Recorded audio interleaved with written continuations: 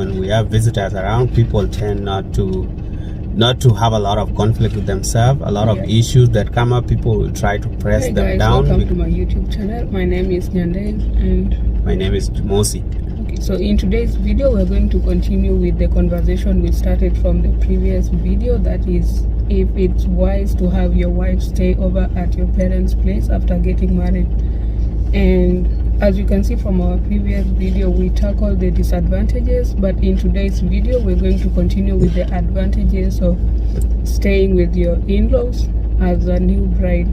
The first advantage is that during the honeymoon phase, that is when you just started staying with your in-laws, you get enough time to rest as the bride, because back at your family you used to do everything from cooking, cleaning, washing dishes, and also doing laundry, fetching water too. And also fetching water, because they don't have tap water in most situations at home. But as Zarusa, that is the term given to bride, you get time to relax and also get to know your in-laws better. Other advantage that you are going to get from this period is that you are going to save a lot of money if you are planning to move out, because in that setting, when you are living with your parents and your wife, a lot of expenses will be catered for, or you will be helped in that you won't be able to be the sole provider for the family at that point, because your father or your mother, if she was the one providing for the family, wouldn't come down and say, okay, now it's your turn, so do everything. They will say you have gone through a lot during the marriage period, so they will try to let you save a little bit. And if you are trying to move out, you might be able to have 3 to 6 months of rent saved.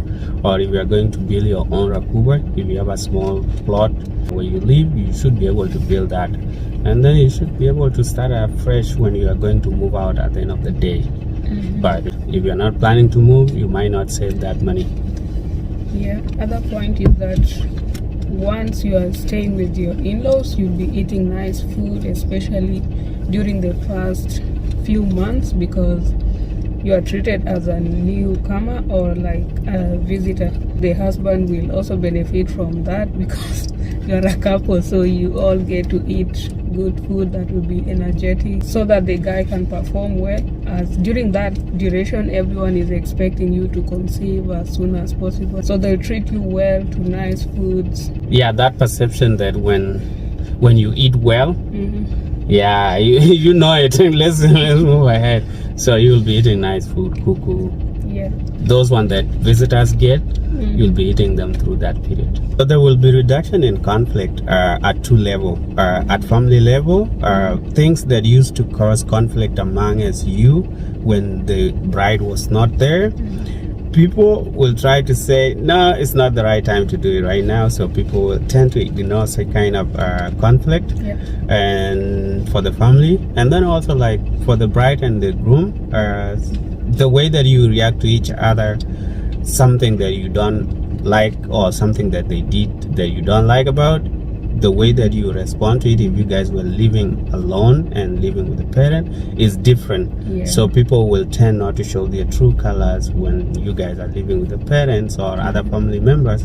So you try to put down your conflict, but once you move out, any small or slighted things, you guys are going to explode. So there's reduction in conflict during that period, which is good, but it's temporary. Once you guys move out, things gonna explode.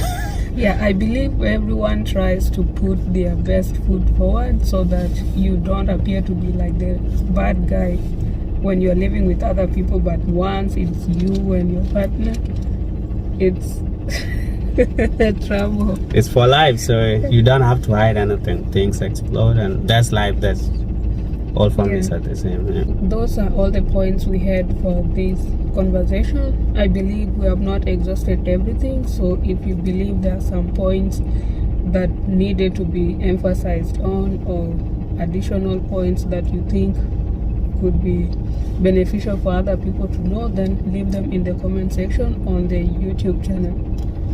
Like she said, we haven't exhausted everything. So if there's anything that you have there that you want to put, please feel free to contribute, because there's no wrong answer. It's all what we observe, and we might have experiences, you might have not. And some of you that are going to watch this video, in your culture you might not experience, or you might have it. Please feel free to put it down there so that we also know what it looked like in your community, what it looked like, what are your experience. So right, so that's it. That's it for today's video. See you next time.